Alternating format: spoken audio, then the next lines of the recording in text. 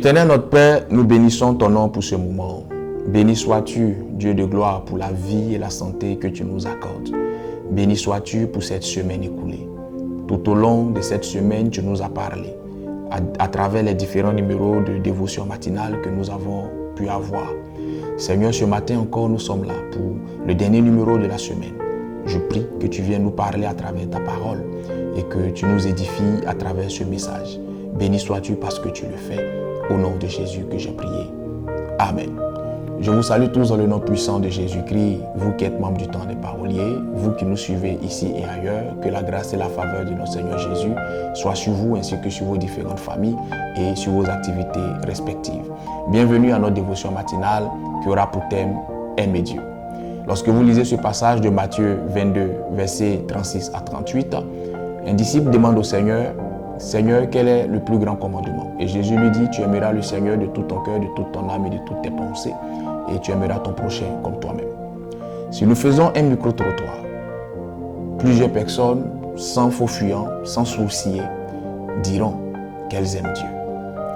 Si l'on te tend un micro à l'instant où je parle, tu diras sans hésiter que tu aimes Dieu.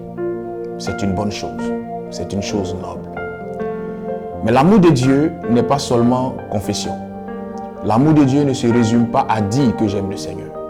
L'amour de Dieu, au-delà de la confession, est aussi dans la démonstration quotidienne, à travers tes actes, à travers ton attitude, à travers ta vie en général. Aimer Dieu, ce n'est pas seulement aller à l'église. Aimer Dieu, ce n'est pas seulement prier. Aimer Dieu, ce n'est pas seulement payer la dîme.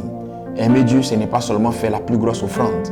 Aimer Dieu, c'est aussi être capable d'avoir des sentiments purs et nobles vis-à-vis de son semblable. Parce que tu ne peux pas prétendre aimer Dieu et détester ton frère qui est à côté de toi. Tu ne peux pas prétendre aimer Dieu que tu ne vois pas et haïr ton frère que tu vois et haïr ta soeur que tu vois. Le commencement de l'amour de Dieu, c'est commencer à aimer ton prochain. C'est commencer à aimer ton semblable.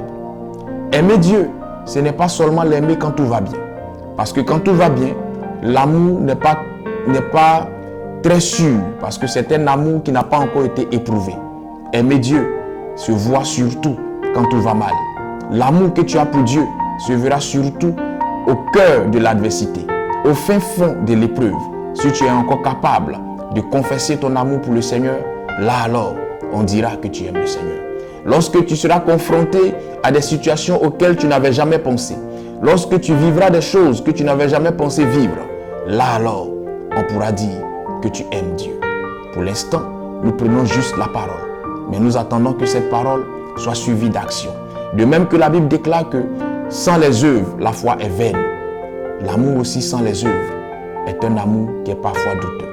Je prie que le Seigneur t'aide, au-delà de la simple confession, à démontrer ton amour pour lui au quotidien, à démontrer cet amour-là même dans l'adversité, même dans l'épreuve. Lorsque tu lis la parole de Dieu, la Bible te parle d'un homme qui s'appelle Job. Job a perdu tout en une seule journée. En pratiquement une journée ou 2 journées, Job a tout perdu. Mais cela n'a aucunement entaché l'amour que Job avait pour Dieu. Job n'a aucunement renié Dieu au fin fond de l'épreuve. Quel que soit ce que tu vis actuellement, je prie que le Seigneur t'aide à ne pas le renier. Et que cet amour que tu dis manifester pour Dieu, cet amour que tu dis ressentir pour Dieu, t'aide à ne pas lui tourner le dos. Et que tu ne sois pas de ceux qui aiment Dieu pour ses acquis, pour ce qu'il est capable de leur donner, et non pour sa personne. Parce qu'il faut faire aussi ce distinguo-là. Il y a ceux-là qui aiment Dieu pour ce qu'il est capable de leur donner. Parce qu'ils savent du moins que Dieu est capable de leur donner une bénédiction, Dieu est capable de leur donner un mariage, Dieu est capable de leur donner une promotion, Dieu est capable de leur donner ce à quoi ils aspirent. C'est la raison pour laquelle ils aiment Dieu. Mais lorsque Dieu ne sera plus à même de leur donner cette chose-là, leur amour changera. Je prie que tu n'aies pas un amour de Dieu à géométrie variable.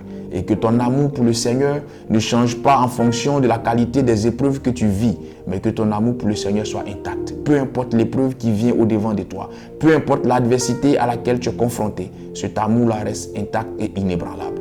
C'est en cela qu'on dira que tu aimes réellement le Seigneur. Que le Seigneur nous donne la bonne compréhension des choses et que sa grâce soit sur nous. Dieu est bon en tout temps. Shalom chez vous.